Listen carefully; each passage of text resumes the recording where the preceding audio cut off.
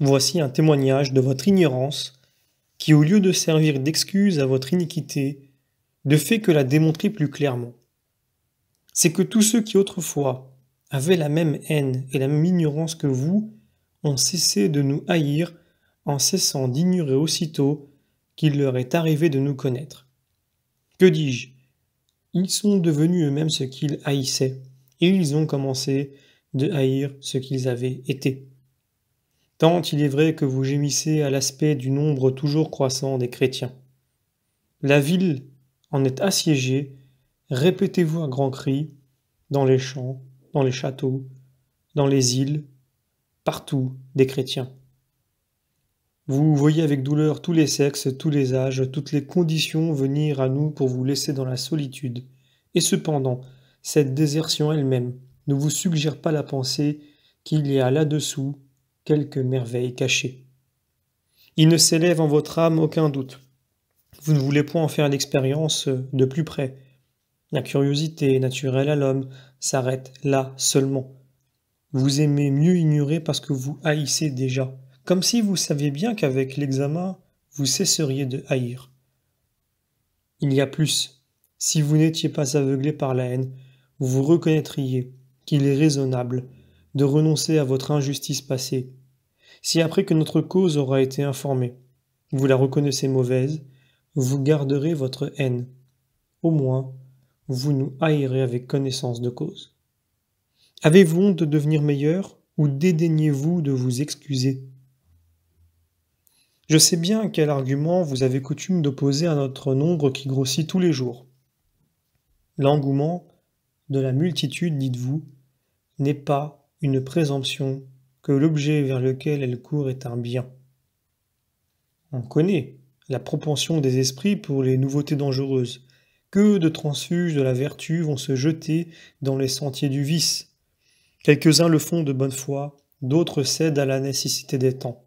Fort bien, mais votre comparaison manque de justesse, car l'idée du mal est si universelle dans toutes les intelligences que nul des coupables qui abandonnent vos lois pour se jeter dans le crime n'ose défendre le mal comme étant un bien. La turpitude engendre la crainte, l'impiété produit la honte. En un mot, les méchants cherchent à se cacher, ils évitent le regard, ils tremblent quand on les saisit, ils nient quand on les accuse. La torture même peut à peine leur arracher l'aveu de leur forfait. Toujours est-il que la condamnation qui les frappe les accable. Ils se reprochent au fond d'eux-mêmes ce qu'ils étaient. Ils attribuent à l'égarement ou à la fatalité ce malheureux changement. Tant il est vrai qu'ils répudient la responsabilité de cet acte parce qu'ils ne peuvent nier le mal. Les chrétiens, dites-moi, en agissent-ils ainsi? Chez eux, point de honte, point de repentir, si ce n'est de ce qu'ils étaient autrefois. Vous décriez le chrétien, il se glorifie. Vous l'entraînez, il ne résiste pas. Vous l'accusez, il ne se défend pas. Vous l'interrogez, il avoue hautement. Vous le condamnez, il triomphe. Qu'est-ce donc que ce mal dans lequel ne se retrouve plus la nature du mal? Il vous est même impossible de le condamner sans détruire toutes vos formes judiciaires. En effet, qu'un coupable ordinaire soit amené devant vous, s'il nie son crime, vous l'appliquez à la torture pour qu'il le confesse. S'agit-il au contraire d'un chrétien, il avoue spontanément ce dont on l'accuse et vous le torturez pour le contraindre à nier. Quelle étrange contradiction de votre part que de combattre un aveu et de changer la destination des tortures, ici relâchant gratuitement le coupable qui avoue, là contraignant l'accusé de nier malgré lui. Juge, pour arracher constamment la vérité, c'est à nous seuls que vous demandez le mensonge, afin que nous déclarions ce que nous ne sommes pas. Vous ne voulez pas nous trouver coupables, dites-vous peut-être, et voilà pourquoi vous faites tous vos efforts pour nous dépouiller de ce nom. C'est donc aussi pour que les autres désavouent leurs crimes que vous les étendez sur le chevalet et que vous les torturez. Il y a mieux. Vous refusez de les croire quand ils nient. Nous, au contraire, vous nous croyez sur le champ, lorsque nous venons à nier. Si vous avez la certitude que nous sommes coupables, pourquoi nous traitez-vous aussi ici autrement que les criminels? Je ne vous reprocherai point de ne laisser aucune liberté à l'accusation ni à la défense. Vous n'avez pas coutume de condamner au hasard et sans avoir entendu la cause. Mais qu'il s'agisse d'un homicide, par exemple, la cause n'est pas terminée, ni l'information satisfaite par la même qu'il a confessé son homicide. Quoique vous ajetiez difficilement foi à ses aveux, vous voulez connaître les circonstances de son meurtre. Vous cherchez combien de fois il a tué, avec quelles armes, dans quel lieu, avec quels complices, quels vols ont accompagné le crime, quels sont les receleurs, afin que rien n'échappe et que la sentence repose sur la connaissance de la vérité tout entière. Quant à nous, qui sommes accusés des crimes plus nombreux et plus horribles encore, l'information n'est pas longue. Vraiment, on dirait que vous craignez de charger ceux que vous vous efforcez de perdre ou que vous n'osez instruire une cause que vous connaissez.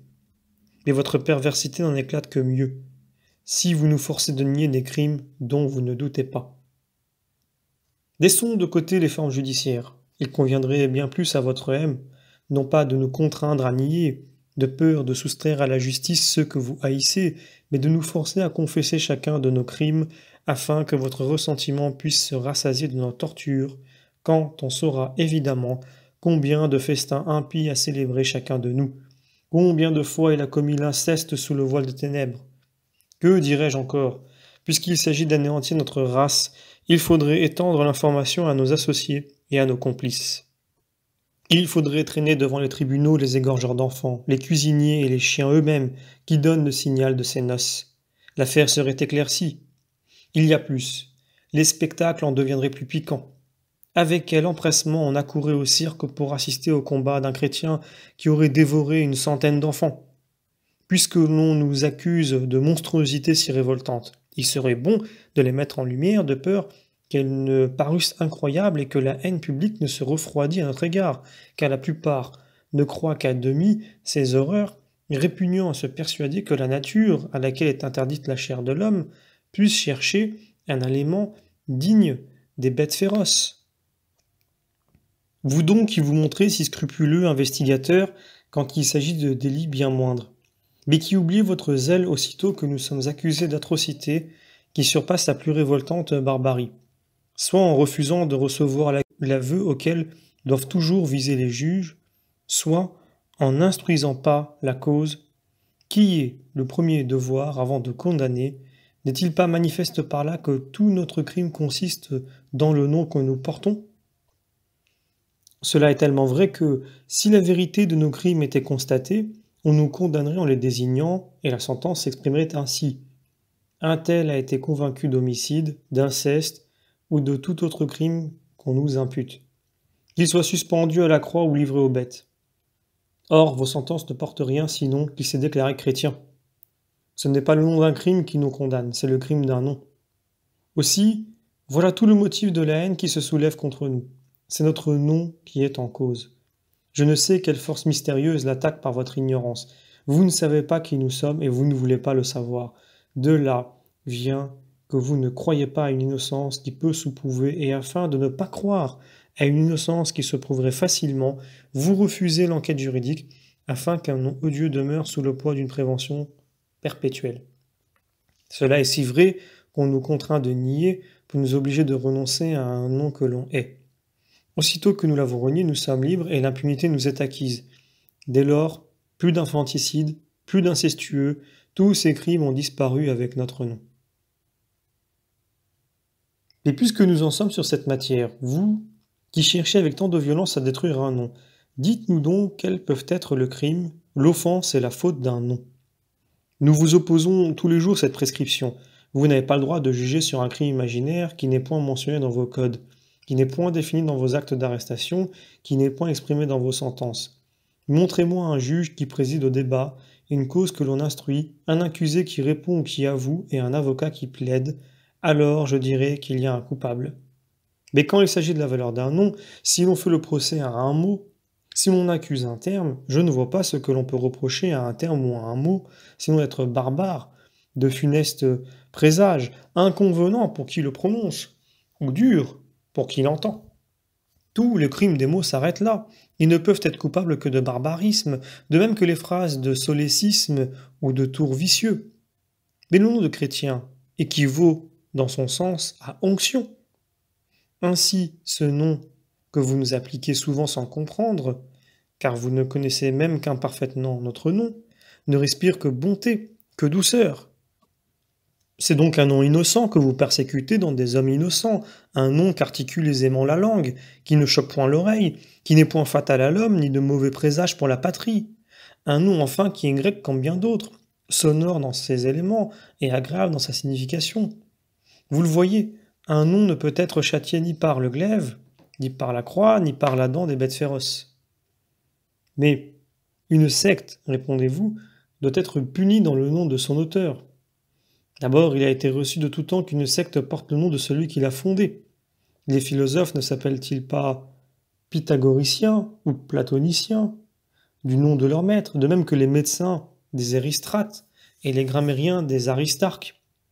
Une mauvaise secte remonte-t-elle à un mauvais fondateur? Elle est punie par le mauvais nom dont elle hérite. C'est donc prendre les choses au rebours. Il fallait connaître d'abord l'auteur pour connaître ensuite la secte, plutôt que de chercher à connaître l'auteur d'après sa secte même. Mais vous, qui ne connaissez pas notre secte parce que vous ignorez son auteur, ou qui ne remontez pas à son auteur parce que vous ne connaissez pas davantage sa secte, que vous arrive-t-il nécessairement? Vous vous heurtez contre un nom seul, comme si dans ce nom vous aviez surpris tout à la fois et la secte et le maître que vous ne connaissez pas. Vos philosophes cependant ont la liberté de se séparer de vous par leur secte, par leur auteur, par leur nom. Personne qui soulève la haine contre eux, lorsqu'en public ou en secret, ils versent toute l'amertume de leur langage contre vos coutumes, vos rites, vos cérémonies et votre manière de vivre. Lorsque, bravant vos lois et sans égard dans les personnes, comme il est arrivé à quelques-uns, ils lancent impunément contre les empereurs eux-mêmes les traits du ridicule. Mais les philosophes se vantent inutilement de posséder la vérité qui est odieuse au siècle, tandis que les chrétiens seuls la possèdent. Voilà pourquoi ceux qui la possèdent n'en déplaisent que davantage. Parce que celui qui l'affecte s'en fait un jeu, mais celui qui la possède la défend comme un droit. Enfin, Socrate fut condamné par cela seul qu'il s'était approché de trop près de la vérité, en niant l'existence de tous vos dieux. Quoique le non-chrétien n'eût point encore paru sur la terre, la vérité ne laissait pas d'être condamnée. Toutefois, vous ne contesterez pas la sagesse de cet homme auquel votre Apollon pythien rend lui-même témoignage. Socrate est le plus sage des hommes, a-t-il dit. Apollon fut alors vaincu par la vérité que le contraignit de témoigner contre lui-même en déclarant qu'il ne connaissait pas Dieu, mais aussi en accordant une haute sagesse à celui qui répudiait tous ses dieux. Or, en reniant les dieux, il aurait dû vous paraître moins sage, tandis qu'il n'était sage que par là même qu'il reniait les dieux.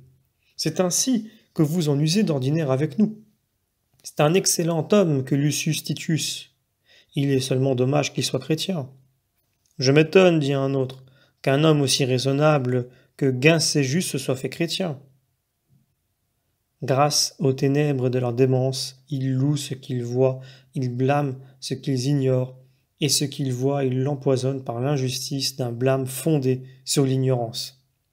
Il ne vient à la pensée de qui que ce soit d'examiner si tel ou tel n'est pas vertueux et sage parce qu'il est chrétien, ou s'il ne s'est pas fait chrétien parce qu'il est sage et vertueux.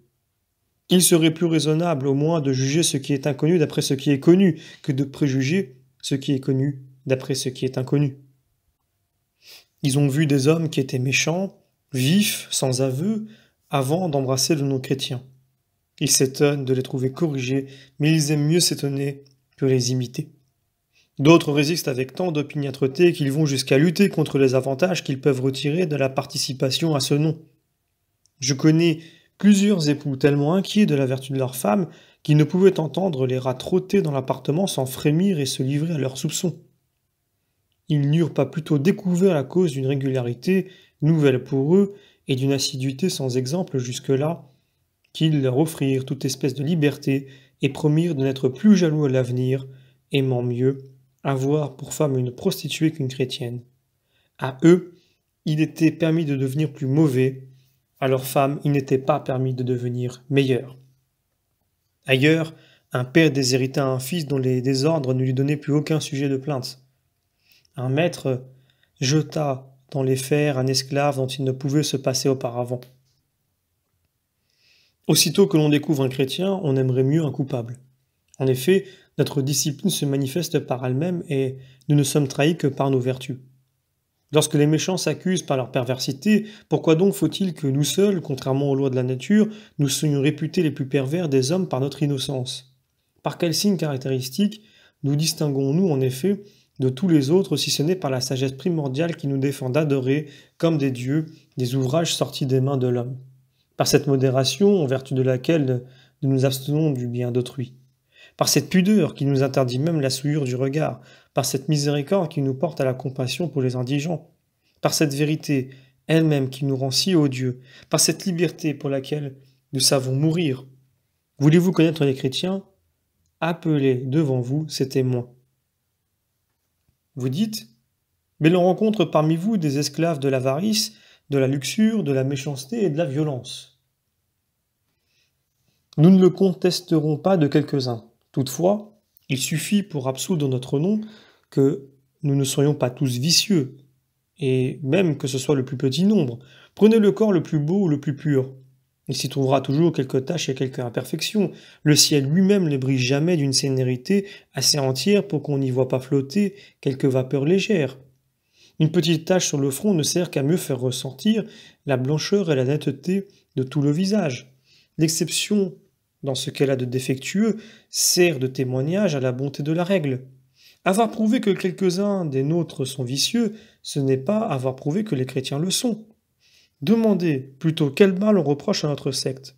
Vous-même, vous l'avouez dans vos conversations, en le tournant contre nous. Pourquoi un tel, dites-vous, est-il sans probité puisque les chrétiens sont si honnêtes?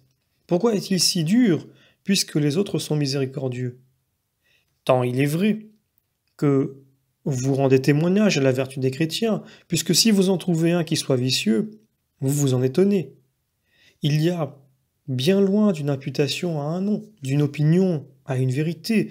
Telle est la nature des noms, qu'ils tiennent le milieu entre être dit et être. Combien sont dits philosophes sans obéir cependant aux lois de la philosophie? Chacun porte le nom de sa profession, on abuse du nom que l'on porte.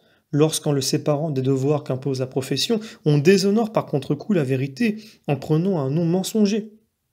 On n'est pas telle ou telle chose parce que l'on s'appelle de ce nom, mais plutôt parce qu'on n'est pas telle ou telle chose, on en porte vainement le nom. On trompe ceux qui attribuent la chose à un nom, tandis que c'est le nom qui doit être jugé sur la chose.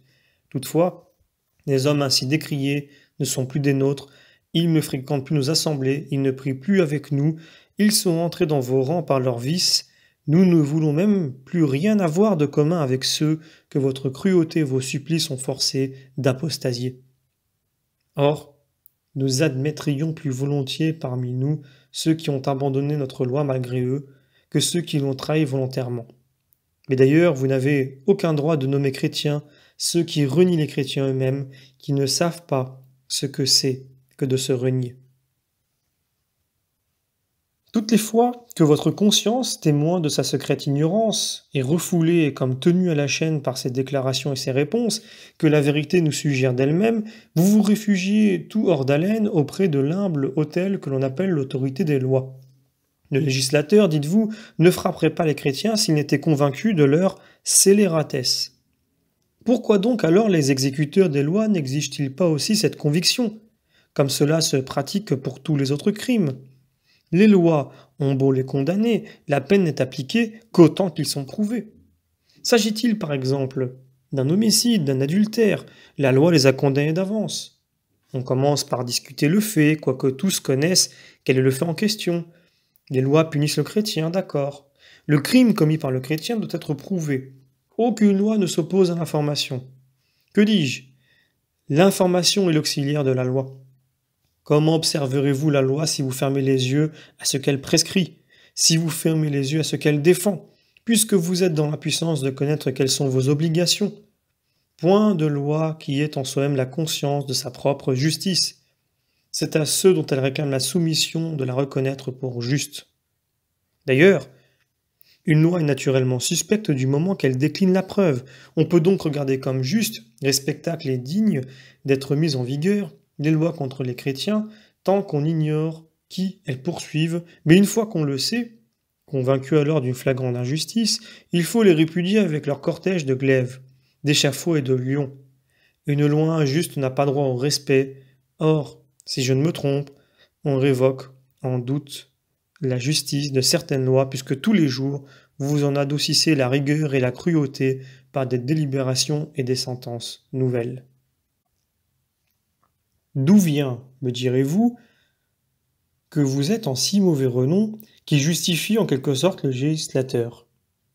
Et moi, je vous demanderai à mon tour, sur quelle garantie a prononcé le législateur autrefois et vous-même aujourd'hui? Sur la foi de la renommée. Mais n'est-ce pas d'elle qu'il a été dit, elle est le plus rapide de tous les mots? Pourquoi l'appeler un mal si elle dit toujours, ou du moins si elle dit le plus souvent la vérité? La renommée.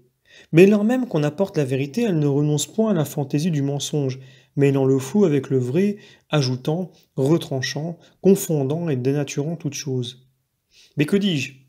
Elle ne peut exister qu'à la condition de mentir. Elle ne vit en effet qu'aussi longtemps qu'elle ne prouve pas, puisque la preuve, une fois acquise, elle s'éteint et disparaît après avoir rempli sa mission qui est de porter la nouvelle. Dès ce moment, le fait est palpable. On le nomme, on ne dit plus. Par exemple, on raconte que telle chose vient de se passer à Rome, ou bien le bruit court qu'un tel a tiré au sort cette province. On dit un tel a tiré au sort cette province, ceci s'est passé à Rome. Personne n'invoque la renommée que lorsque l'on est incertain, parce que la certitude est dans la conscience et non dans la renommée. Personne, excepté l'insensé, ne croit à la renommée. Le sage ne croit qu'à ce qui est certain. La renommée, quelque étendue qu'elle soit, a nécessairement commencé un jour par une seule bouche, puis elle grandit en passant rapidement d'une langue à une autre langue, d'une oreille à une autre oreille. L'obscurité de son berceau ne sert qu'à jeter plus d'incertitude sur ses rumeurs. On ne s'avise pas d'examiner si la première bouche n'a pas semé le mensonge, on répète ce que l'on a entendu pour faire comme les autres, quelquefois par soupçon, le plus souvent pour le seul plaisir de mentir. Heureusement que le temps révèle tout ce qui est caché. Témoin vos maximes, vos proverbes et la nature elle-même qui, grâce à son institution primitive, met tous les jours en lumière des vérités que la renommée n'a point encore annoncées. Voyez donc, quel témoignage vous invoquez là contre nous. Voilà de longues années que la renommée nous accuse, et elle n'a pu jusqu'à ce jour rien prouver contre nous, malgré le temps qu'elle a eu pour grandir. Notre nom naquit sous Auguste, sa loi brilla sous Tibère. Néron le premier le condamna. Jugez-le d'après son premier persécuteur. Si Néron fut un prince pieux, les chrétiens sont des impies. S'il fut juste, s'il fut chaste, les chrétiens sont des méchants et des incestueux. S'il ne fut pas l'ennemi de la patrie, nous sommes les ennemis de la patrie. Notre bourreau prouve ce que nous sommes, car il a sans doute châtié ce qui lui était opposé. Et cependant, de toutes les institutions de Néron, cette loi est la seule qui ait survécu, la seule qui soit juste apparemment, c'est-à-dire qui n'ait rien de commun avec son auteur. Il n'y a pas encore 250 ans que nous existons. Depuis lors, combien de crimes n'avons-nous pas commis? Combien de croix n'ont pas porté l'image de notre Dieu? Que d'enfants égorgés, que de pains trempés dans leur sang, que de flambeaux éteints, que de noces au hasard dans ces ténèbres. Jusqu'à présent, c'est la renommée seule qui prononce contre les chrétiens. Elle a même ses encouragements dans une maladie particulière à l'esprit humain, et ment avec plus de succès dans les événements atroces et révoltants. En effet, plus vous êtes enclin à la malveillance, plus vous êtes disposé à croire le mal. En un mot, on ajoute foi plus volontiers au mal lorsqu'il est faux qu'au bien lorsqu'il est vrai. Si l'iniquité eût laissé chez vous la moindre place à la prudence pour examiner quelle confiance mérite la renommée, la justice vous demandait de chercher par qui ces honteuses rumeurs ont pu se répandre dans la multitude et de là circuler dans tout l'univers.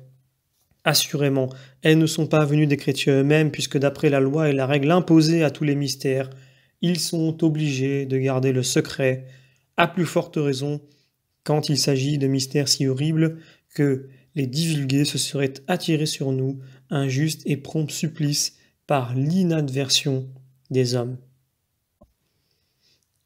Si ce ne sont point les chrétiens qui se sont trahis, la conséquence veut qu'il l'ait été par des étrangers.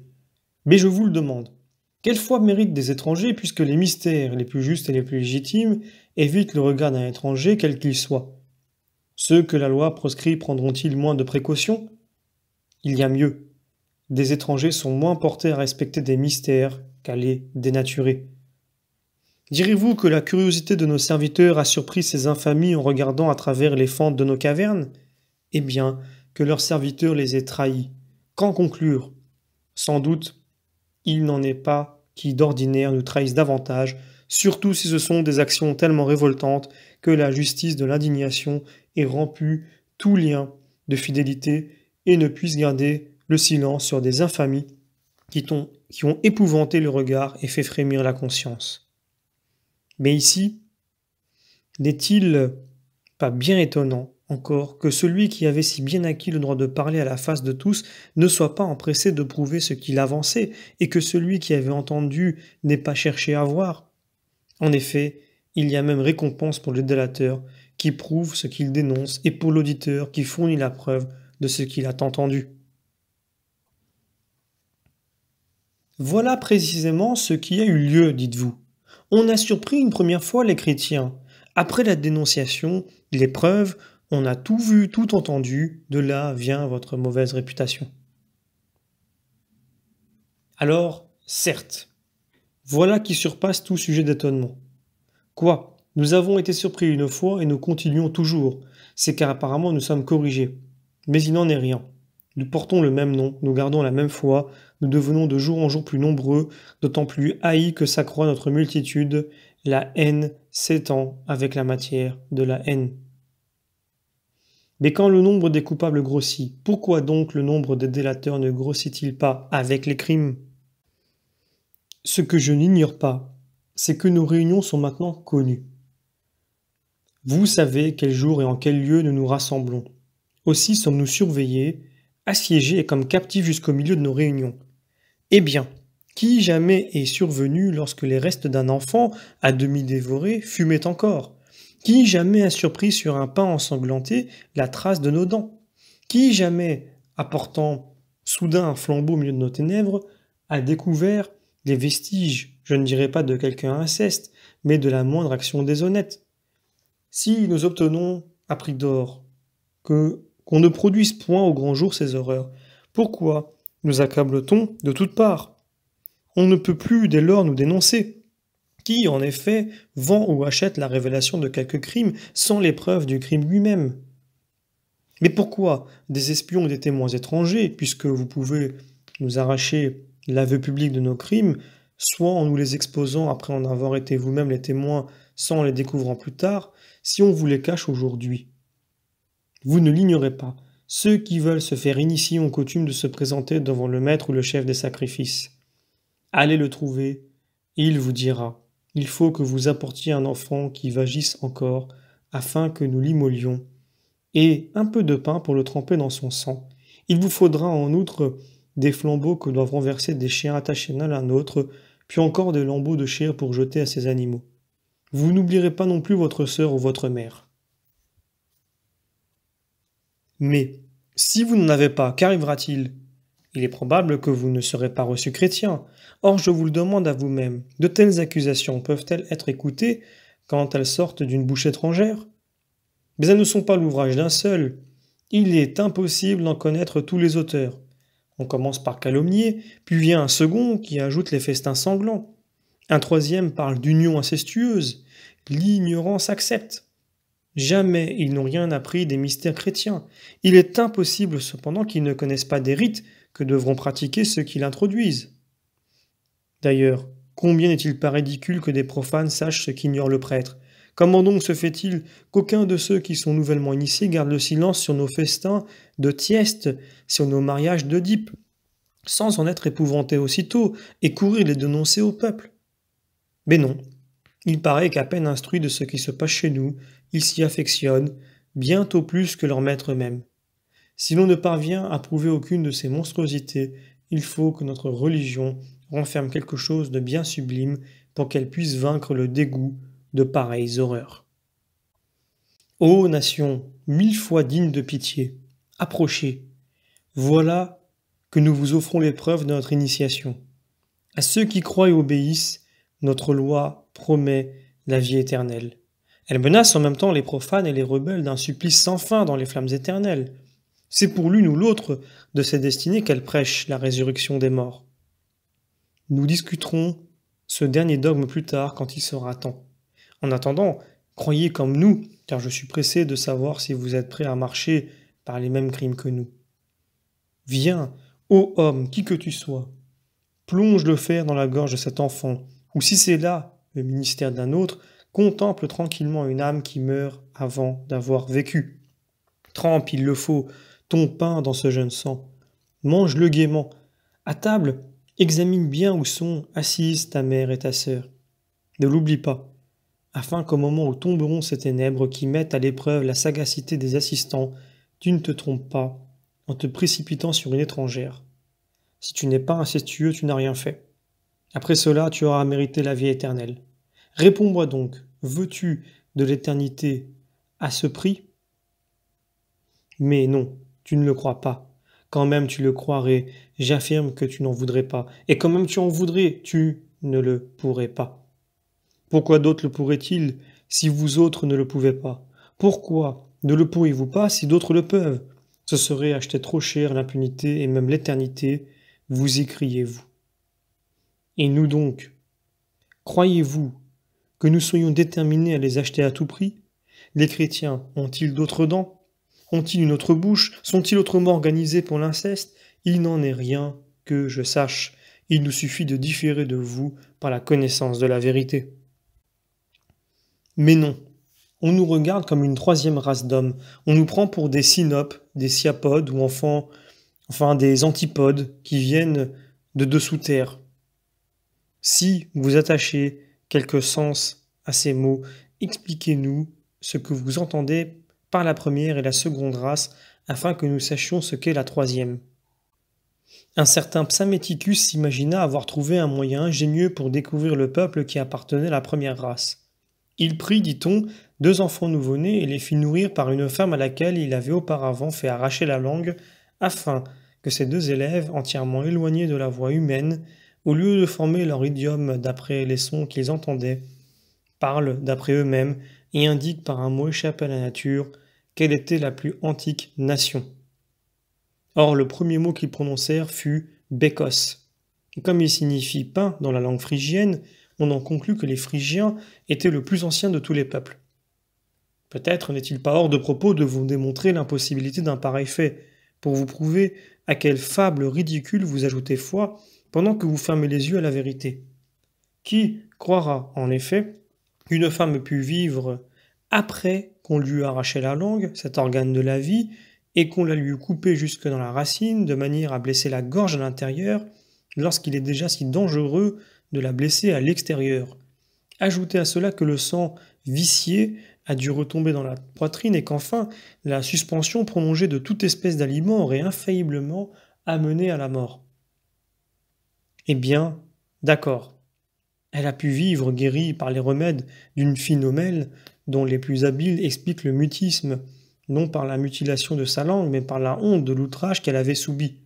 Si elle a vécu, elle a pu faire entendre un son confus, mal articulé, aigu, sans le secours des lèvres et seulement en ouvrant la bouche. Il est facile de produire un son avec le gosier seul et dans l'immobilité de la langue. Les enfants, l'ayant recueilli, d'autant plus facilement qu'il était le seul, l'imitèrent, puis l'articulèrent un peu plus nettement parce qu'ils avaient une langue et lui attachèrent ensuite quelques significations. Toutefois, que les Phrygiens soient le peuple le plus ancien, je vous l'accorde. S'ensuit-il que les chrétiens soient la troisième race? Quelle suite de nations entre les Phrygiens et nous? Mais prenez garde que ceux que vous appelez une troisième race d'hommes n'aient le premier rang, puisqu'il n'y a pas de nation qui ne compte des chrétiens, de sorte que la nation la plus ancienne n'en est pas moins chrétienne. D'ailleurs, quelle extravagance de prétendre d'une part que nous sommes les plus nouveaux et d'autre part que nous sommes les troisièmes. C'est donc par rapport au culte et non quant à la nation que vous nous faites les troisièmes. Vous dites les Romains, les Juifs et ensuite les chrétiens. Mais que faites-vous des Grecs? Ou si les Grecs sont compris dans la superstition des Romains, puisque Rome demanda ses dieux à la Grèce, que deviennent les Égyptiens? Eux aussi avaient, que je sache, une religion particulière et mystérieuse. Enfin, si les hommes de la troisième race sont si monstrueux, que penser de ceux qui, avant nous, appartenaient à la première et à la seconde? Mais pourquoi m'étonner de toutes vos extravagances?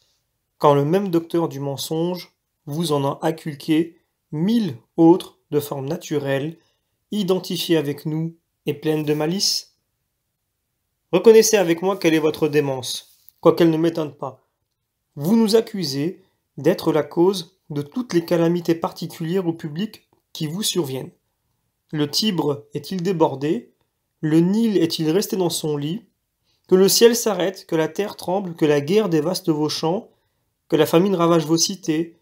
Vous n'avez tous aussitôt qu'un cri, les chrétiens à la mort. Comme si c'était peu pour eux d'avoir à redouter encore quelque chose de plus que vos fléaux qu'ils partagent. Mais examinons. C'est sans doute parce que nous méprisons vos dieux que nous attirons sur la terre ces désastres. Mais, comme nous l'avons dit plus haut, il n'y a pas encore 300 ans que nous existons et cependant, que de fléaux ont pesé sur le monde avant notre apparition. Combien de villes, combien de provinces désolées, que de guerres étrangères et intestines, que de pestes, que de famines, que d'incendies, que de gouffres, que de tremblements de terre ont épouvanté le siècle. Où étaient les chrétiens lorsque l'Empire romain a fourni tant d'histoires de ses travaux? Où étaient les chrétiens lorsque les îles d'Irénape, de Delphes, de Rhodes et de Crète disparurent avec des milliers d'habitants? Ou lorsque cette île qui, suivant Platon, était plus vaste que l'Asie ou l'Afrique, fut engloutie par la mer Atlantique? Lorsque le feu du ciel dévora Vulsini? Lorsque la flamme partit de la montagne Tarpéienne, la consuma tout entière, lorsque la mer de Corinthe fut séchée par un tremblement de terre, lorsque enfin le déluge anéantit l'univers?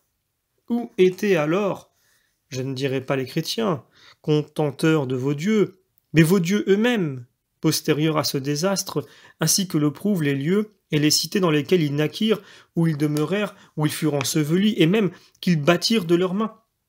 En effet, ces lieux et ces cités n'auraient pas survécu jusqu'à nos jours s'ils n'étaient postérieurs à cette catastrophe.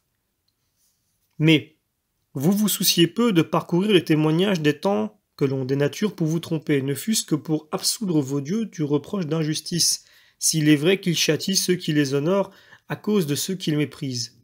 Alors, vous prouvez vous-même que vous êtes dans l'erreur, puisque vous adorez des dieux aveugles qui ne savent pas vous distinguer d'avec les profanes. Alors, vous dites, ils s'irritent contre nous, parce que nous négligeons de détruire entièrement les chrétiens. Eh bien, vous avez confessé par cet aveu leur impuissance et leur néant. Ils ne s'irriteraient pas contre vous quand vous cessez de nous frapper, s'ils pouvaient nous frapper eux-mêmes. D'ailleurs, vous proclamez encore cette vérité quand vous les vengez par notre supplice. Ce qui dépend d'un autre est défendu par un plus puissant que lui. Quelle honte que des dieux soient protégés par des hommes! Répandez maintenant tous les poisons de la calomnie sur notre nom. Lancez contre lui tous vos traits. Je ne cesserai de les repousser. Plus tard, je réfuterai vos accusations par l'exposition de toute notre doctrine. Aujourd'hui, je me contente d'arracher de notre corps les flèches dont vous nous percez, pour vous les renvoyer à vous-même. Les crimes que vous nous supposez, je vous les montrerai chez vous, afin que vous soyez blessés par vos propres glaives. D'abord, vous nous accusez en général d'avoir abandonné les institutions de nos pères, mais examinez attentivement si vous ne partagez point ce crime avec nous. J'interroge vos lois, vos mœurs. Partout, j'y vois l'Antiquité altérée, ou pour mieux dire, entièrement détruite. J'ai déjà dit plus haut que vous substituez tous les jours à vos lois des décrets nouveaux. Quant à votre manière de vivre, il ne faut que vous regardiez pour se convaincre combien vos vêtements, votre extérieur, vos aliments et votre idiome lui-même diffèrent de ceux de vos ancêtres. Vous bannissez ce qui est ancien comme quelque chose de suranné. Dans les affaires, dans les fonctions publiques, partout où l'Antiquité est bannie. Vous remplacez l'autorité des aïeux par votre propre autorité. Sans doute, et c'est là ce qui fait votre honte, vous ne tarissez pas sur les louanges du vieux temps, mais vous vous gardez bien de l'imiter. Quel étrange renversement d'idées que de louer ce que faisaient vos aïeux en refusant de marcher sur leurs traces. Mais parlons d'une chose que vous ont léguée vos aïeux, de la seule chose que vous observiez fidèlement, peut-être d'une chose qui fournit contre nous tant de chefs d'accusation et soulève de toutes parts la haine contre le non-chrétien. Il s'agit du culte de vos dieux. Je montrerai également que vous le détruisez par vos insultes, bien que ce ne soit pas de la même manière. Pour nous, que nous méprisions vos dieux, on ne peut pas raisonnablement le soutenir, parce que personne ne méprise ce qu'il sait bien ne pas exister. Ce qui existe peut être l'objet du mépris, ce qui n'existe pas ne souffre quoi que ce soit. Il ne peut souffrir quelque chose que de la part de ceux qui croient à son existence.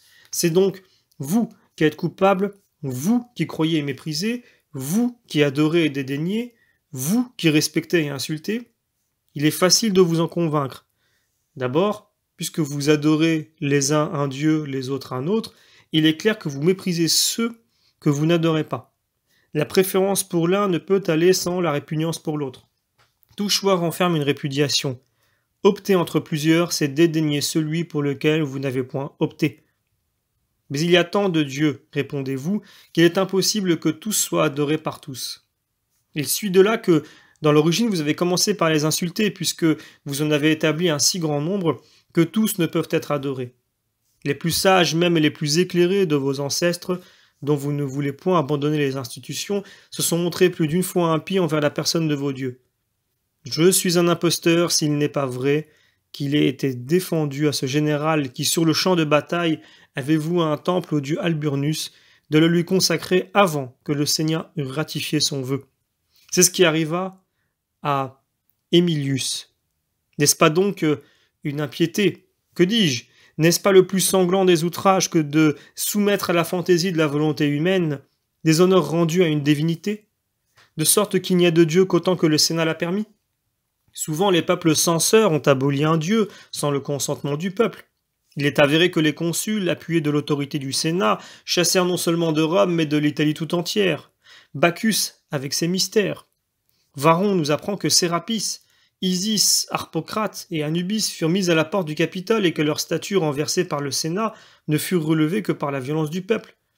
Au calende de janvier, cependant, le consul Gabinius, approuvant à peine quelques victimes à cause de la multitude ameutée, parce qu'il n'avait rien décidé au sujet de Sérapis et d'Isis, consulta plus la prohibition du Sénat que l'effervescence de la multitude et défendit qu'on leur érigeât des autels. Vous le voyez, vous avez parmi vos ancêtres, sinon des chrétiens de nom, au moins une secte chrétienne de fait qui méprisait vos dieux. Passe encore si, comme vos pères, vous rendiez à vos divinités un culte entier, tout irréligieux qu'il est. Mais vous avez fait des progrès dans la superstition comme dans l'impiété. En effet, quel respect avez-vous pour les dieux privés? C'est l'art et ses pénates que vous honorez par une consécration domestique, mais que vous foulez aussi aux pieds avec une liberté toute domestique, en les vendant et en les mettant en gage, selon vos besoins ou d'après vos caprices. Ces sacrilèges seraient sans doute excusables s'ils n'avaient d'autant plus insultant qu'ils s'adressaient à des divinités d'un rang inférieur. C'est probablement pour consoler les pauvres dieux domestiques de tous ces affronts que vous traitez vos dieux publics avec plus de dédain encore. Vous les vendez à l'encan. Prescrits tous les 5 ans, vous les affermez parmi vos revenus. Ils sont soumis aux impôts, adjugés par le crieur public, inscrits sur les registres du quêteur comme le temple de Sérapis, comme le Capitole lui-même. Des terres chargées d'impôts perdent beaucoup de leur prix. Des hommes soumis à la capitation en sont moins estimés. Ce sont là des marques de servitude. Il n'en va pas de même de vos dieux. Plus ils paient d'impôts, plus ils sont honorés, ou plutôt, plus ils sont honorés, plus ils paient d'impôts. Vous trafiquez de la majesté des dieux, la religion devient un négoce, la sainteté mendie un droit tant pour entrer dans le temple, tant pour la place près de l'autel, tant pour le seuil, tant pour la porte. Vous vendez la divinité en détail, il est impossible de l'adorer autrement que la bourse à la main. Elle rapporte même plus à vos publicains qu'à vos prêtres. Mais c'est peu que de négliger ou de vendre vos dieux. Il faut encore que vous les insultiez jusque dans les honneurs que vous voulez bien leur rendre. En effet, quels honneurs leur rendez-vous que vous ne rendiez également aux morts? Vous élevez des temples aux dieux, vous élevez des temples aux morts, vous dressez des autels aux dieux, vous dressez des autels aux morts.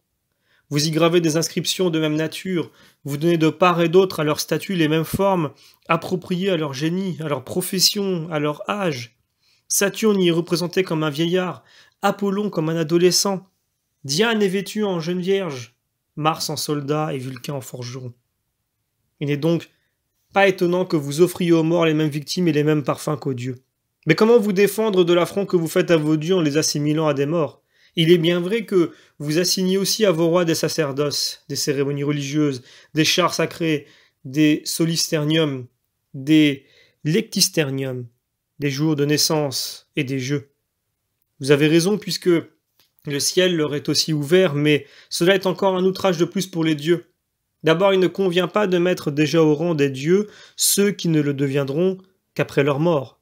En second lieu, Procolus, qui contemple son Dieu reçu dans le ciel, ne se parjurait pas avec tant de liberté et si manifestement devant le peuple, s'il ne méprisait pas ceux au nom desquels il se parjure, autant que ceux qui lui permettent de se parjurer. En effet, il confesse ainsi que la chose pour laquelle vous vous parjurez n'est que néant. Ils font mieux, ils récompensent le parjure parce qu'il a méprisé publiquement les vengeurs du parjure. Disons-le toutefois, chacun de vous est innocent de ce crime. Le péril qu'entraîne avec soi le parjure a disparu, depuis que vous avez trouvé plus religieux de jurer par César, ce qui est encore un outrage à l'égard de vos dieux, puisque les parjures envers César seraient punis plus facilement qu'envers tous les Jupiters du monde. Toutefois, le mépris a quelque chose d'honorable et qui flatte l'orgueil. Il provient souvent de la confiance ou de la sécurité de la conscience, quelquefois d'une élévation naturelle de l'âme. Mais la dérision, plus elle se permet, plus elle est blessante. Reconnaissez donc avec quelle dérision vous vous jouez de vos dieux. Je ne parle pas de vos sacrifices où vous n'offrez que des victimes de rebut, à demi mortes et rongées d'ulcères. S'il s'en trouve de meilleurs et d'intacts, vous avez grand soin de ne laisser que la tête, les cornes, les soies et les plumes, toutes les parties enfin qu'on ne saurait manger et dont vous n'auriez rien fait à la maison. Laissons de côté cette honteuse et sacrilège gourmandise pour remonter presque jusqu'à la religion de vos ancêtres. Les hommes les plus éclairés et les plus graves, puisque la gravité comme les lumières s'accroissent par la doctrine, se sont toujours montrés irrévérencieux envers vos divinités. Votre littérature ne leur cède en rien. Que d'infamie, que de fables ridicules, que de calomnies sur les dieux on y rencontre. À commencer par votre Homère, cette source abondante de laquelle est découlée toute votre poésie.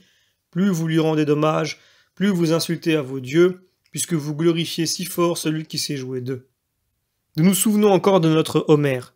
C'est lui, si je ne me trompe, qui abaissa la majesté divine jusqu'au niveau de la condition humaine en donnant aux dieux nos accidents, nos pensées et nos passions, lui qui les partage en deux camps rivaux et les fait combattre comme des couples de gladiateurs. Il blesse Vénus par une main mortelle, il l'enferme pendant 13 mois Mars dans un cachot où il est menacé de périr, il arrache aux mains de la multitude céleste Jupiter menacé par l'émeute, il nous montre ensuite pleurant Sarpédon, ou bien plongé dans de honteux plaisirs avec Junon, à laquelle il fait l'énumération de ses maîtres, afin d'éveiller les sens. Enhardi par l'exemple de leur prince, quel poète après cela ne se donne carrière envers les dieux, soit en dénaturant la vérité, soit en inventant des contes ridicules? Les poètes tragiques ou comiques ne les ont pas plus épargnés, en choisissant leurs supplices et leurs mots pour sujet de leurs drames. Je ne parle pas des philosophes que leur orgueil et une vaine affectation d'austérité comme de sagesse élèvent au-dessus de toute crainte. D'ailleurs, le plus léger souffle de la vérité suffit pour les armer contre vos dieux. Socrate, pour se moquer d'eux, avait coutume de jurer par un chêne, par un chien ou par sa femme. Il est bien vrai qu'il a été condamné pour cela, mais puisque les Athéniens cassèrent le jugement et punirent ensuite les accusateurs de Socrate, Socrate reprend toute la valeur de son témoignage. Et je puis rétorquer contre vous que l'on approuva dans sa personne ce qu'aujourd'hui l'on blâme en nous. Diogène ne s'est-il pas permis je ne sais quelle raillerie contre Hercule? Et Varron, Diogène à la façon de Rome, n'a-t-il pas imaginé 300 Jupiters sans tête? Examinez de près les plaisanteries sacrilèges de vos Lentulus et de vos Ostus. Croyez-vous rire des comédiens ou des dieux dans ces farces et ces bouffonneries? Que dis-je? Vous accueillez avec la plus grande faveur ces fables indécentes qui représentent au naturel toute la turpitude de vos dieux. Leur majesté est souillée tous les jours devant vous dans des corps impudiques. Ce sont les derniers, les plus infâmes des hommes qui deviennent l'image de vos dieux. Le soleil pleure son fils frappé par la foudre et vous en riez. Cybèle soupire pour un berger dédaigneux et vous n'en rougissez pas. Vous laissez diffamer Jupiter. Êtes-vous plus religieux dans le cirque ou parmi l'horreur des supplices, parmi des flots de sang humain, vos dieux viennent danser et fournir aux criminels le sujet des farces qui donne au public, comme si vous vouliez punir vos divinités dans la personne des coupables. Nous avons vu l'acteur qui représentait Attis, ce dieu de Pessuninte, mutilé sur le théâtre, et celui qui jouait Hercule comme lui brûlé vif. Nous avons vu, non sans rire beaucoup, dans les jeux de midi, Pluton, frère de Jupiter, précipiter dans les enfers à coups de marteau les corps des gladiateurs, pendant que Mercure, avec ses plumes sur la tête et son caducée brûlant à la main, appliquait sa baguette ardente sur les corps pour s'assurer qu'ils étaient bien morts. Si ce que j'ai dit et ce que d'autres pourront remarquer après moi, outrage et déshonore vos dieux, de pareilles licences décèlent par conséquent un mépris souverain pour leur personne, aussi bien dans les acteurs qui jouent que dans les spectateurs qui applaudissent. Je crains bien par conséquent que vos dieux n'étaient plus à se plaindre de vous-même que de nous. Il est vrai qu'ensuite vous les accablez de flatteries pour racheter vos affronts. D'ailleurs, vous pouvez tout contre ceux auxquels vous avez permis d'être. Nous, au contraire, nous sommes leurs ennemis, partout et toujours. Mais ce n'est pas seulement par l'abandon des anciennes croyances que nous vous ressemblons. Nous pouvons aussi vous reprocher toutes les nouvelles et monstrueuses superstitions dont vous nous accusez. Quelques-uns de vous ont rêvé que notre Dieu était une tête d'âne. Tacite est le premier auteur de cette ridicule invention. Dans le 5e livre de ses histoires, où il parle de la guerre des Juifs, il remonte à l'origine de ce peuple. Après avoir dit sur leur origine, leur nom et leur religion, tout ce qu'il lui plaît d'imaginer, il raconte que les Juifs, dans une de leurs marches à travers de vastes déserts, et près de mourir de soif, furent conduits à une source par des ânes sauvages qui allaient boire après avoir mangé. Il ajoute que, par reconnaissance pour ce bienfait, ils honoraient l'image de ces animaux. De là on a conclu, si je ne me trompe, que les chrétiens, rapprochés par leur religion du culte judaïque, adoraient la même idole. Mais ce même Tacite, si fertile en mensonges, oubliant son affirmation de tout à l'heure, rapporte un peu plus loin que le grand Pompée, après avoir vaincu et fait prisonnier les Juifs, entra dans le temple de Jérusalem et malgré des recherches minutieuses, n'y trouva aucun simulacre. Où devait donc résider ce Dieu ? Sa place était surtout dans ce temple célèbre fermé à tous, excepté aux prêtres, où il n'y avait à craindre aucun regard étranger. Mais pourquoi nous justifier ? Je n'ai promis pour le moment que des aveux pour attester que toutes les accusations retombent sur vous. Que notre Dieu soit le simulacre d'un âne, d'accord. N'irez-vous du moins que vous en fassiez autant ? Il est certain que vous adorez toute la race des ânes et avec leur déesse Épone, toutes les bêtes de somme, tous les troupeaux, tous les animaux que vous consacrez et leurs étables. Voilà peut-être ce que vous reprochez aux chrétiens, c'est que parmi ces adorateurs de toutes sortes d'animaux, nous nous bornons à adorer l'âne. Quant à ceux qui prétendent que nous adorons une croix, ils sont de la même religion que nous. La qualité de la croix est d'être chez nous un étendard de bois. Vous adorez la même matière sous toutes ses transformations. Votre étendard, à vous, a une figure humaine. Le nôtre a sa figure particulière. Qu'importe les linéaments, pourvu que la qualité soit identique. Qu'importe la forme, pourvu que le corps du Dieu soit le même. Si vous disputez sur la différence, y a-t-il grande différence d'une croix à la Pallas athénienne, à la Cérès du phare, qui est autre chose qu'une pièce de bois grossière, informe et sans figure ? Tout poteau dressé en l'air est la moitié d'une croix, et même la moitié la plus forte. Vous nous reprochez d'adorer une croix complète avec son antenne et sa partie supérieure. À merveille. Vous êtes par là même d'autant moins excusable d'adorer un bois mutilé et incomplet, tandis que les autres le consacrent dans la plénitude de sa forme. Mais que dis-je ? Votre religion tout entière réside dans la croix, ainsi que je vous le montrerai. Ignorez-vous donc que toutes les statues de vos dieux et de vos déesses ne sont dans l'origine qu'une croix ? En effet, tout simulacre, qu'il soit taillé dans le bois ou sur la pierre, qu'il soit coulé en airain ou produit avec une matière plus riche encore, doit avoir passé auparavant par les mains du modeleur. Or, le modeleur commence par dresser le bois de la croix parce que la croix est la ligne et l'attitude qu'affecte le corps humain à notre insu. Ce qui est la tête domine, ce qui est l'épine se prolonge, ce qui est le niveau des épaules. Faites une figure d'homme, les bras étendus, vous avez la croix. C'est par là que débute le plastique, avant de donner à ces modèles la forme, les contours et le corps tout entier, dont il lui plaît de revêtir l'argile, qui tout à l'heure, avec le compas et la règle de plomb, va se convertir en marbre, en bois, en airain, ou en toute autre matière dont il lui plaira de faire un dieu. Après la croix, l'argile, après l'argile, le Dieu. La croix, en quelque façon, se métamorphose en Dieu par le moyen de l'argile. Vous consacrez donc vos dieux par la croix, puisque c'est par la croix que commence l'objet de votre consécration. Prenons un exemple. Vous déposez dans la terre le noyau d'une olive, l'amande d'une pêche ou un grain de poivre. Après qu'ils y ont séjourné quelque temps, l'arbre s'élève, épanouissant ses rameaux, sa chevelure et les formes qui le caractérisent.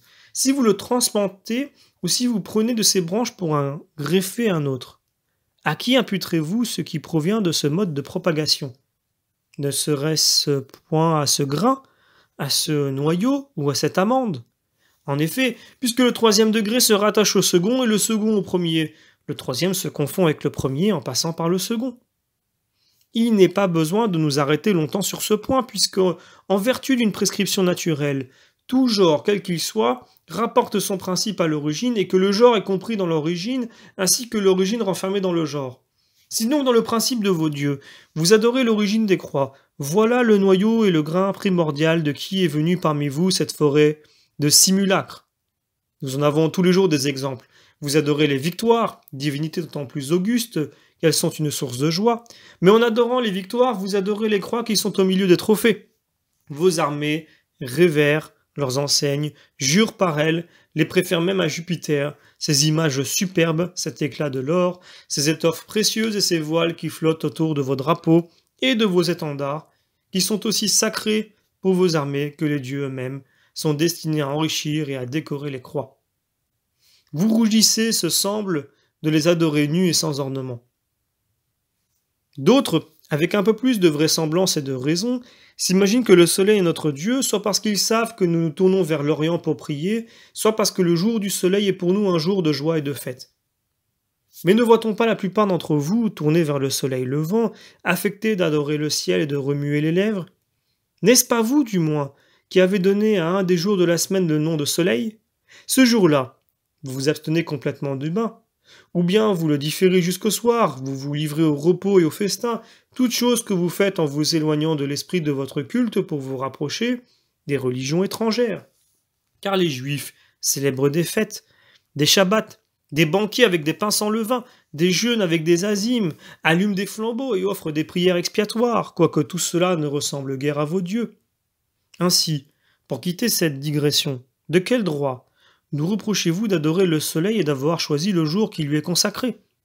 Vous nous ressemblez encore sur ce point, reconnaissez-le, nous ne sommes pas si loin de votre Saturne et de vos Shabbats.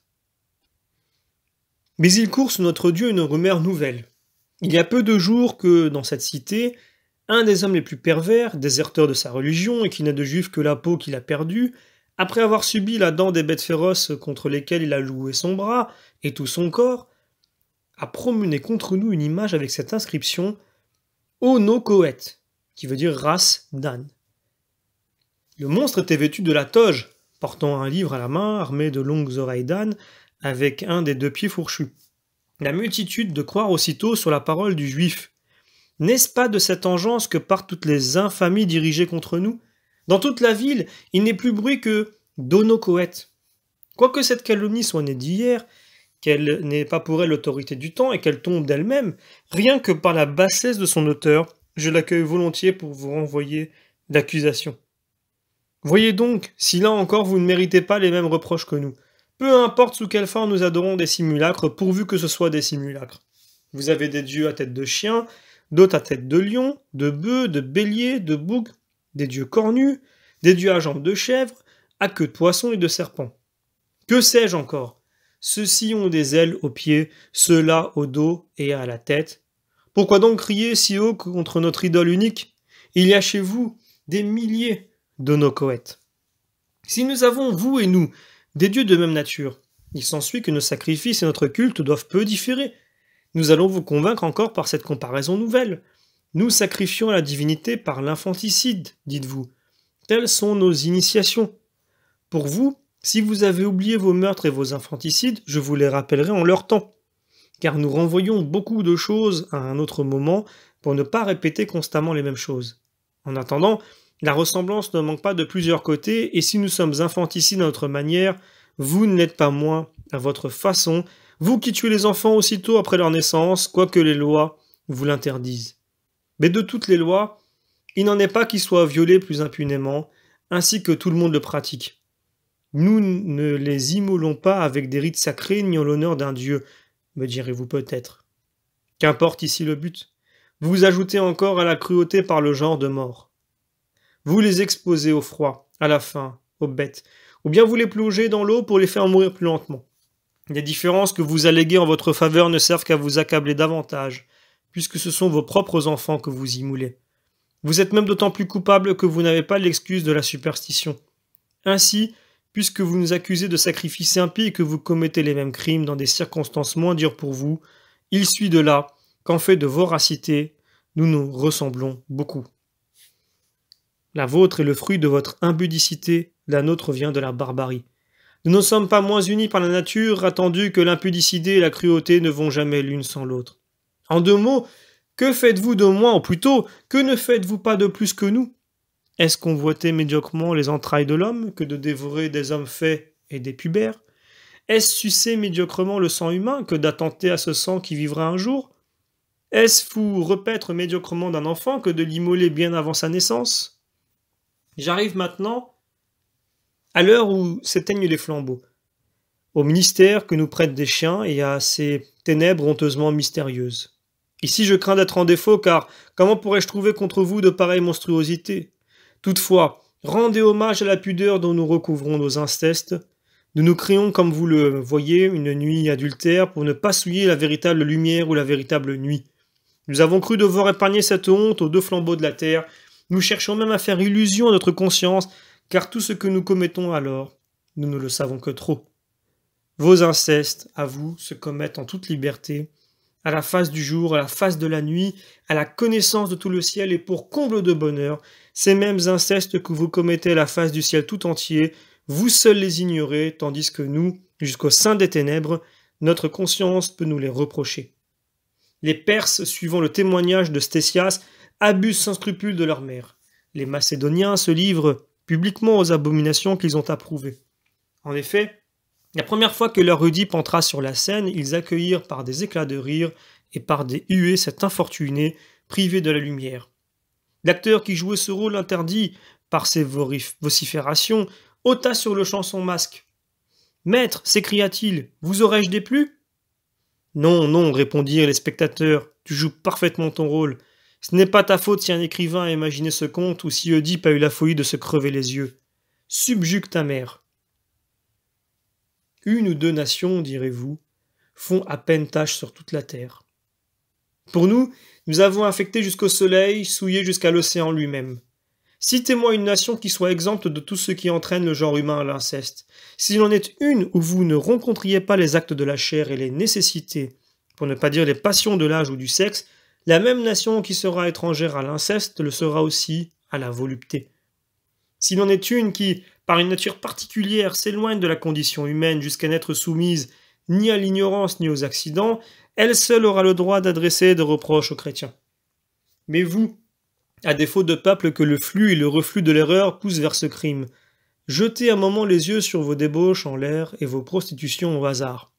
Mais surtout, quand vous abandonnez vos enfants à la compassion étrangère ou que vous les confiez par l'adoption à de meilleurs pères, oubliez-vous combien d'aliments et d'occasions vous fournissez à l'inceste? Les plus sévères d'entre vous, retenus par quelque frein moral ou par la crainte de ces malheurs, s'interdisent ces unions scandaleuses. Mais pour le plus grand nombre, combien de fois n'arrive-t-il pas que les fruits de leur incontinence, semés en tout lieu, aux champs, à la ville, en voyage, par l'adultère, par la fornication, dans les lieux de débauche, souvent même à votre insu, s'allient ensemble ou avec les auteurs de leurs jours? De là, quelle déplorable confusion du sang et des familles, que de sujets de bouffonnerie et de farces licencieuses. La tragédie suivante n'a pas d'autre origine. Lorsque Fusianus était préfet de Rome, une certaine nourrice sortit de la maison de son maître et laissa sur le seuil de la porte l'enfant qu'elle aurait dû garder. Un Grec, gardien de la porte, s'empara de l'enfant et s'enfuit avec lui en Asie. Au bout de quelques années, il le ramène à Rome pour l'y mettre en vente. Son père l'achète sans le connaître et s'en sert honteusement. Quelque temps après, il s'en dégoûte et l'envoie travailler au champ, comme cela vous est assez ordinaire. Il y trouva son ancien pédagogue et sa nourrice confinés là depuis longtemps en punition de leur négligence. Chacun d'entrer en conversation et de se raconter mutuellement leurs aventures. Les vieux esclaves de dire qu'ils ont perdu le jeune enfant confié à leurs soins, le nouveau venu de dire qu'il a été dérobé dans son enfance mais qu'il est à Rome d'une famille distinguée. Peut-être même a-t-il quelques signes à montrer pour faire constater qui il est. Dieu l'a permis sans doute pour qu'une si horrible tâche fût imprimée au front du siècle. La mémoire se réveille de jour en jour, on compare les temps, ils répondent exactement à l'âge du jeune homme. Les yeux se rappellent quelques-uns de ses traits, on reconnaît sur son corps quelques marques distinctives. Les maîtres, ou plutôt les parents, excités par l'ensemble de toutes ces circonstances, font venir le marchand d'esclaves. Tout est dévoilé. Mais quel dénouement! Les parents s'étranglent de désespoir. Le préfet Fusianus adjuge tout leur bien à ce fils, infortuné survivant, non pas à titre d'héritier, mais comme salaire du déshonneur et de l'inceste. Il suffit de ce seul exemple de la honte publique pour attester tous vos crimes secrets. Dans l'ordre des choses humaines, il n'est aucun événement qui n'arrive qu'une fois, quoique souvent on ne le découvre qu'une fois. Vous accusez les mystères de notre religion, si je ne me trompe. Vous en avez de semblables, mais sans que la religion vous les prescrive. Quant à l'orgueil et à l'opiniâtreté que vous nous reprochez, ici encore les comparaisons ne me manqueront pas. Le premier grief contre notre opiniâtreté, c'est que nous sommes impies envers la majesté des Césars, qui est la seconde religion, parce que nous ne nous adressons pas de vœux à leur image et que nous ne jurons pas par leur génie. Voilà pourquoi on nous appelle des ennemis publics. Voilà pourquoi on nous appelle des ennemis de l'État. Eh bien, à la bonne heure. Vous autres gentils, cependant, vous choisissez tous les jours vos Césars parmi les nations. L'un est médique, l'autre persique, un troisième germanique. Que le peuple romain cherche donc sur la terre des nations qui n'est pas encore domptée et qui soit étrangère à ses armes. Vous, cependant, vous conspirez contre nous par ceux qui ont été des nôtres. En vérité, nous reconnaissons volontiers la foi romaine envers ses empereurs. Jamais il n'éclata contre eux de conspiration. Dans le Sénat, au sein de leur palais, jamais un scélérat ne rougit sa main de leur sang. Jamais dans les provinces on n'usurpa la pourpre impériale. Les deux Syries exhalent encore l'odeur de leurs cadavres, les Gaules n'ont pas encore lavé ces flots de sang dans les eaux de leur Rhône. Mais laissons de côté ces barbaries, puisque le nom romain n'en est pas coupable. Voyons ce que fait le vrai peuple de la Rome impériale et comment il témoigne sa vénération. Ce qu'il fait, demandez-le à ces libelles satiriques que connaissent vos statues, à ces allusions détournées, à ces plaisanteries mordantes qui retentissent dans les amphithéâtres. Peuple dont l'épée est soumise, dont la langue est toujours en révolte, mais ne point jurer par le génie de César est un bien plus grand crime, n'est-ce pas? En effet, on sait que vous reculeriez à vous parjurer par les empereurs, vous qui jurez avec tant de conscience par vos dieux. Mais nous ne consentons pas à dire le dieu César. À ce mot, nous faisons la grimace, comme s'exprime le proverbe. Mais vous, pourquoi insultez-vous César en l'appelant Dieu puisque vous dites ce qui n'est pas? Pourquoi le calomniez-vous puisqu'il ne veut pas être ce que vous dites? Car il aime mieux vivre que devenir Dieu. Vous rangez sous un autre grief tout ce que vous reprochez à notre obstination. Notre insensibilité et notre mépris pour la mort acceptent, dites-vous, les glaives, les croix, les bêtes féroces, les bûchers et les tortures. Mais vos devanciers et vos ancêtres dédaignèrent comme nous tous ces supplices, et leur vertu, vous l'appelez courage, et non entêtement. Combien d'hommes ont couru volontairement devant des épées? Il serait trop long de les compter. Quant à votre Régulus, il a consacré violenter la croix, nouvelle alors que, pour vous, est précédée par de longues et implacables tortures. Une reine employa ses propres serpents. Didon expira sur un bûcher qu'elle fit allumer pour elle-même. Son exemple apprit à la femme d'Asdrubal à se montrer plus intrépide que son mari dans les désastres de sa patrie. Une femme d'Athènes fatigua par son courage le tyran qui voulait lui arracher son secret. Enfin, de peur que son corps et la faiblesse de son sexe ne le trahissent, elle se coupa la langue avec les dents et la cracha au visage de son bourreau pour qu'il lui fût impossible de révéler le complot.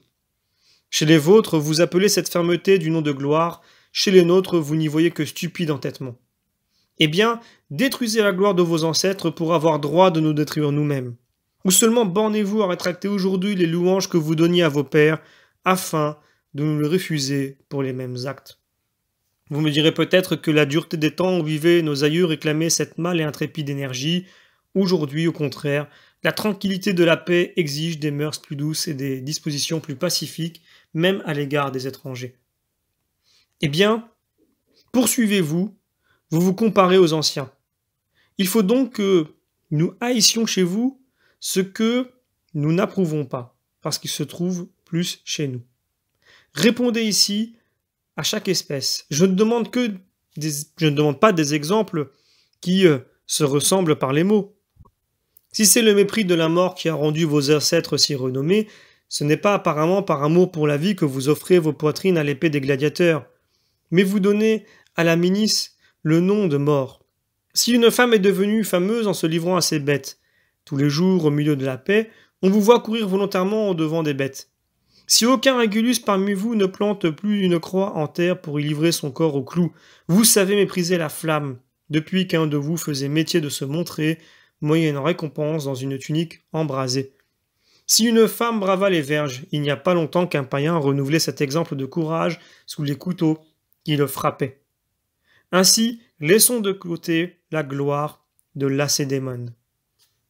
J'en ai dit assez. Il me semble sur la stupide opiniâtreté des chrétiens.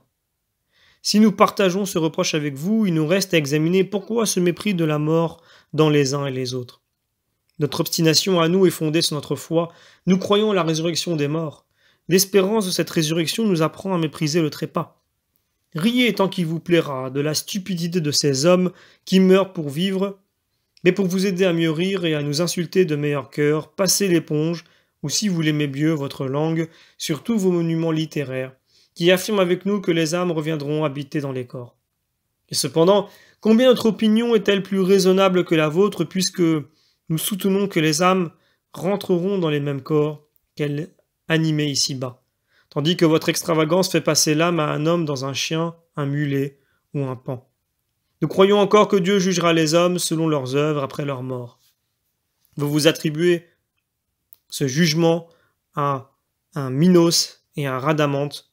En attendant, vous excluez Aristide qui était plus juste qu'eux. Nous disons enfin que les méchants seront châtiés par le feu éternel et que les hommes vertueux iront jouir de l'éternité dans un lieu de délices. Votre Phlégeton et vos Champs-Élysées n'ont pas d'autre destination. Ce ne sont pas seulement vos fables et vos poètes qui parlent de ces vérités. Vos philosophes eux-mêmes rendent témoignage à la certitude d'un avenir et le confirment par les récompenses et les châtiments qui suivent le jugement. Pourquoi donc, ô juste nation, ne saluez-vous pas? Que dis-je? Pourquoi ne maudissez-vous pas dans les chrétiens des hommes qui vous ressemblent, puisqu'il n'y a pas de différence entre nous et que nous sommes une seule et même chose? Vous ne pouvez haïr ce que vous êtes. Allons, donnez-nous la main, embrassons-nous mutuellement, mêlons-nous tous ensemble, sanguinaires avec sanguinaires, incestueux avec incestueux, conspirateurs avec conspirateurs, opiniâtres avec opiniâtres, extravagants avec extravagants. Nous sommes les uns et les autres également impies envers les dieux, nous provoquons également leur colère. Vous avez aussi parmi vous une troisième race, sinon par le troisième rite, au moins par son troisième sexe, sexe qui participe de l'homme et de la femme et peut s'unir à l'un comme à l'autre. Ou bien, serait-ce que notre ressemblance avec vous vos offenses? L'égalité, d'ordinaire, engendre la jalousie et la haine. Ainsi, le potier est jaloux du potier, le forgeron du forgeron. Mais, finissons cette confession ironique pour revenir à la vérité et à la constance dans la vérité, qui se rencontrent parmi nous seuls et qui nous distinguent complètement de vous. Oui, nous seuls les possédons parce qu'elles nous viennent de celui qui éclaire la science, inspire la sagesse, gouverne le jugement. Enfin, une des maximes de votre législation, c'est que la sentence ne doit être prononcée qu'après l'audition des deux parties. Nous sommes les seuls envers qui vous violez cette loi. Par une pente naturelle à l'homme, vous obéissez à des vices que vous condamnez dans les autres. Occupé d'œuvre, chaste envers les étrangers, impudique à l'égard de vous-même, courageux au dehors, soumis à la maison. Mais n'est-ce pas une grande injustice que ceux qui ont la science soient jugés par les ignorants? ôtez la paille ou plutôt la poutre qui est dans votre œil avant de vouloir ôter la paille qui est dans l'œil de votre voisin. Commencez par vous réformer vous-même, par pour châtier ensuite les chrétiens. Ou plutôt, vous ne punirez plus ce que vous aurez réformé. Que dis-je? Vous serez chrétien, et si vous êtes chrétien, vous serez corrigé. Étudiez ce dont vous nous accusez, et vous ne vous accuserez plus. Reconnaissez ce dont vous ne vous accusez pas, et vous commencerez à vous accuser. Ce peu de paroles doit suffire pour vous montrer où est l'erreur et où est la vérité, du moins autant qu'il nous a été possible de le faire. Condamnez la vérité si vous le pouvez, mais seulement après l'avoir approfondie. Approuvez l'erreur si vous le pensez, mais que ce soit avec connaissance de cause. S'il vous est ordonné d'aimer l'erreur et de haïr la vérité, encore faut-il que vous connaissiez ce que vous aimez et ce que vous haïssez.